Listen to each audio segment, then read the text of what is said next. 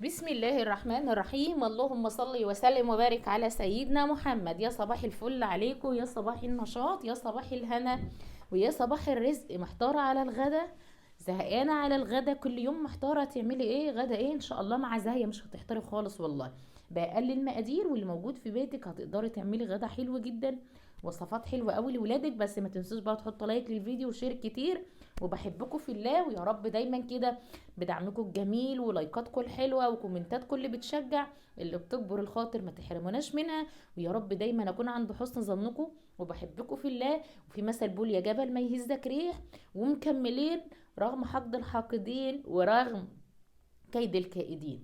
تمام. ربنا ما يسلط عليكم عدو ظالم، وربنا ما يسلط عليكم حد يأذيكم ولا يأذيكم في اكل عيشكم ورزقكم ورزق اولادكم. هنصلي على النبي كده ونخش على طول نشوف هنعمل ايه. معايا كيلو من الدقيق، حطيت عليه 3 معالق كبار من اللبن البودره، حطيت كيس بيكنج باودر، حطيت شويه من الملح، ومعايا علبتين من الزبادي، معلقتين سكر كبار دوبتهم في شويه من اللبن. وكمان حبايب قلبي معايا لبن للعجن او ممكن ميه زي ما انت عايزه خالص. هحط الزبادي وحطيت البيكنج باودر وحطيت الملح، وهنا هحط السكر بقى حبايب قلبي. ادوبهم فين؟ في اللبن، علشان خاطر احنا عندنا السكر خشن، يعني السكر اللي هو بتاع الجمعية ده خشن. على فكرة انا بستعمل الزيت بتاع الجمعية والسكر بتاع الجمعية، حلو جدا جدا جدا. ويمكن ايه بيساند معانا شوية في الشهر، لان بصراحه يعني الله المستعان. وربنا يا رب يعدي الايام دي كلها على خير، وربنا يا رب ما يحوجنا لحد، لا احنا ولا انتوا ولا اي حد. اللهم امين. وافتحها علينا وارزقكم برزق اولادكم، ويا رب ما يسلط عليكم عدو ظالم يحاربكم في اكل عيشكم وحاربكم في رزق اولادكم، وعاوز يعني يقفل لكم باب رزقكم. فشوفوا بقول لكم يمكرون ويمكر الله والله خير الماكرين. هنا بقى حبايب قلبي حطيت بقى ايه اللبن على العجينه، وهفضل بقى اعجن في العجينه بتاعتي. العجينه بتكون ملزقه شويه وممكن تطرها اكتر من كده. وكمان حطيت 3 معالق كبار من الزيت وكملت عجن. والعجينه لازم تكون معجونه كويس قوي. هنا كده خلصت العجينه حبايبي، دهنت وشها شويه من الزيت علشان خاطر الوش بتاعها ما ينشفش معايا، عشان لما اجي ايه اخبزها. صلوا على النبي، صلوا على النبي، صلوا بينا على النبي، صلوا بينا على النبي. كده خلصنا العجينه بتاعتنا وهنسيبها بقى تخمر. جبت بقى قرن فلفل اخضر، قرن فلفل احمر، بصلايه، قرن شطه. إيه ما عندكيش فلفل الوان ممكن تستعملي فلفل اخضر في الوصفه بتاعتنا دي. إيه بصراحه هي وصفه تنفع بلحمه مفرومه، ممكن تنفع بجبن، ممكن تنفع باي حاجه عندك. بس النهارده هنعملها بحاجه سهله كده وبسيطه وموجوده، واغلبيتها بتبقى موجوده عندنا في البيت. يعني قرن فلفل مرمي كده في التلاجة، قرن فلفل الوان كده جايباه بقالك اسبوعين 3 زي كده وايه، وكل يوم تطلعيه من التلاجة وتحطيه تاني. فقلنا يا بنتي نستعمله، طعمه حلو جدا. والفلفل فيتامين سي وحلو قوي قوي وبيدي طعم عسل كده للوصفه. هنا قطعت الفلفل الاحمر وقطعت الفلفل الاصفر والاخضر، وكمان معايا هنا بصلتين. ممكن تعملي بصلتين كبار مفيش فيها مشكله خالص. ممكن تبشري البصل، ممكن تفرميه في الكبه، بس انا زي ما انتم متعودين معايا انا بحب البصل اخرطه على ايدي كده. ومعايا كمان شويه من الكزبره الخضراء، دي كزبره بقى من اللي احنا زارعينها من على السطح بتاعتنا، زرع ايدينا وخير ايدينا. هنا بقى خلاص كل المقادير بتاعتي ظبطتها اهو زي ما انتم شايفين. معايا هنا جريلا او طاسه او صينيه زي ما انت عايزه، حطيت فيها شويه من الزيت، ولازم يكونوا سخنين جدا جدا جدا جدا. ولازم تكون في البدايه كده على نار عاليه. طب ليه يا زاهيه؟ علشان الفراخ تاخد معايا صدمه وما تنزلش الصوص اللي فيها، وكمان تبقى متحمره من بره وكمان طريه وجميله من جوه.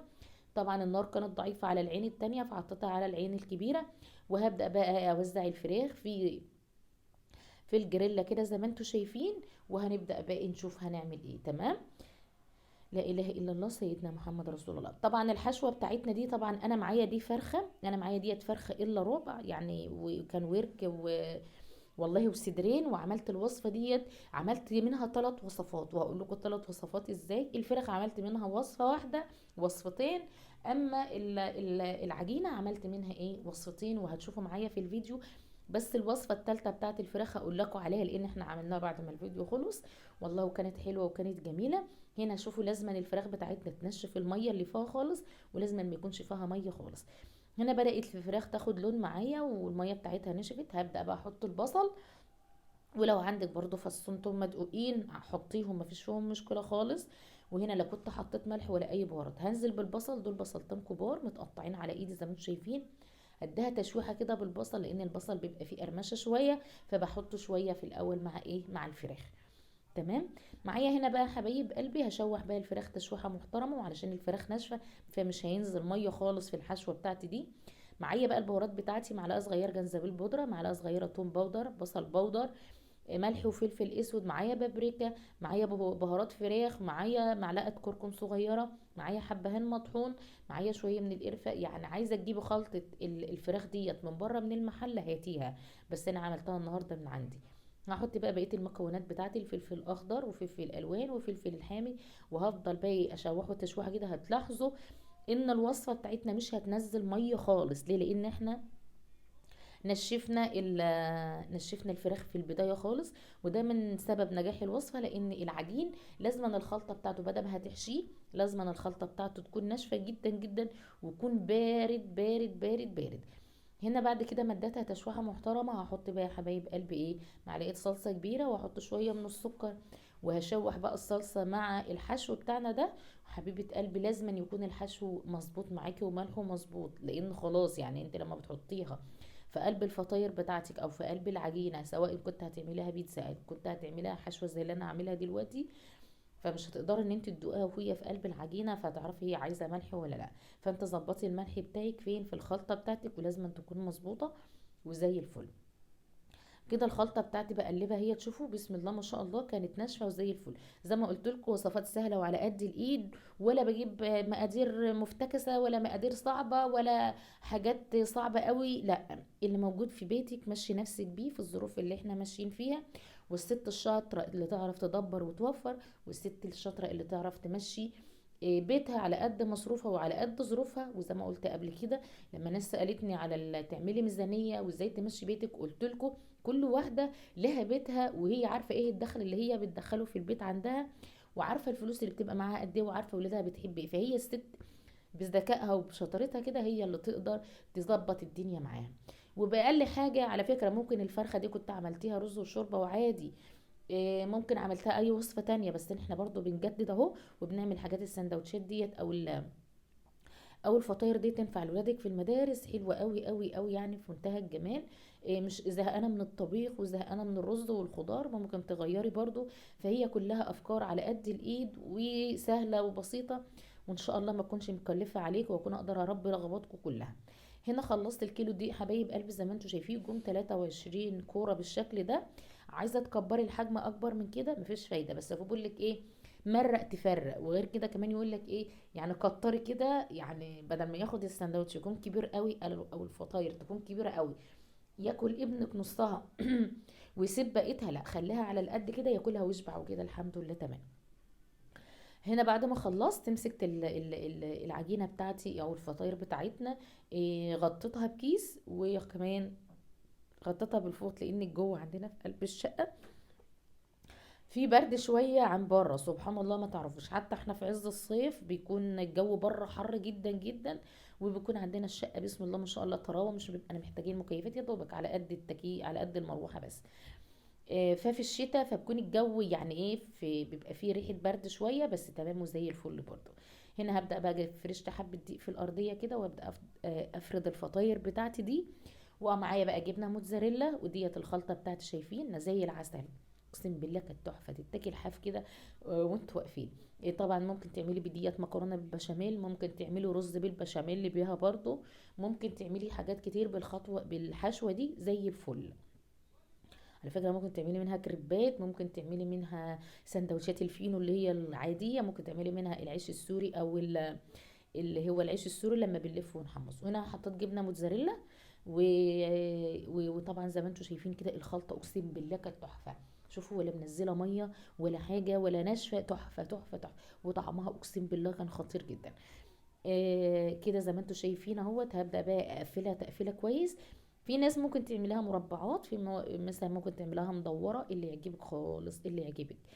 وبقول لكم زي ما ممكن تعملي الحشوه ديت وتجيبي سندوتشات فينو وتعمليها وخلاص على كده. كده بقفلها. معايا بقى الصواني بتاعتي اللي هحطها في الفرن، هجيب ادينا بس حبه زيت بسيطين كده، علشان برضو لو حته جبنه ساحت من قلب الفطيره ما تلزقش فين في قلب الصينيه وتبهدل الدنيا، يعني احتياطي يعني. لان ممكن تكون التقفيله بتاعت لا حول ولا قوة الا بالله. ممكن تكون التقفيلة بتاعت ال لا حول، اسمها يا ولية يوسف بتاعة الفطاير ما تكونش متقفلة كويس، فبعدين حبيبة قلبي تفتح منك وينزل منها جبنة تسيح وتقوم لازقة في الصينية. هنا هعمل معاكم كمان واحدة قدامكم، وبعد كده هكمل انا بقية الطريقة لوحدي. طبعا هتقولي يا زايا طب انت بتقولي انت عملتي من الكيلو دي دولت وصفتين.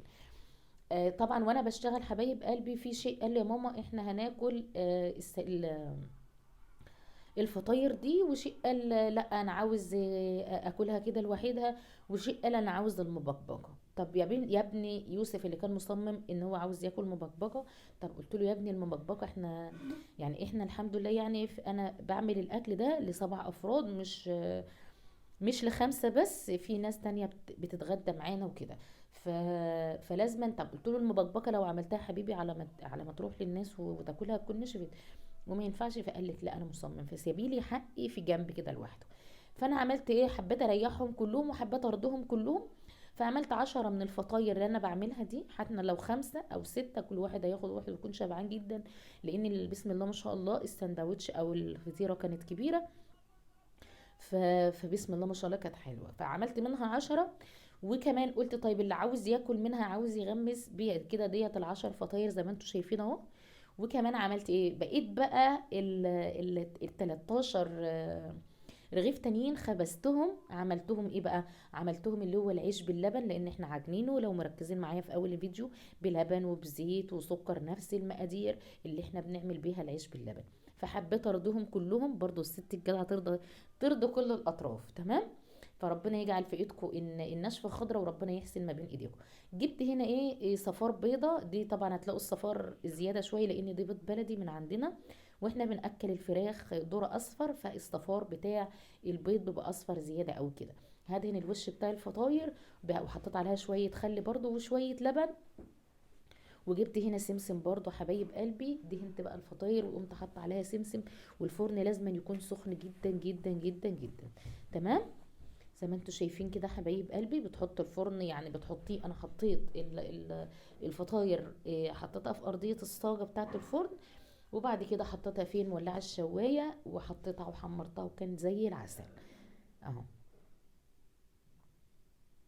لا حول ولا قوة الا بالله. هنا طبعا شكل الفطاير اهي اتحمرتها من تحت، وبعد كده حطيتها على الشبكة ومولعة طبعا الشواية وهتتحمر وتبقى معانا زي العسل.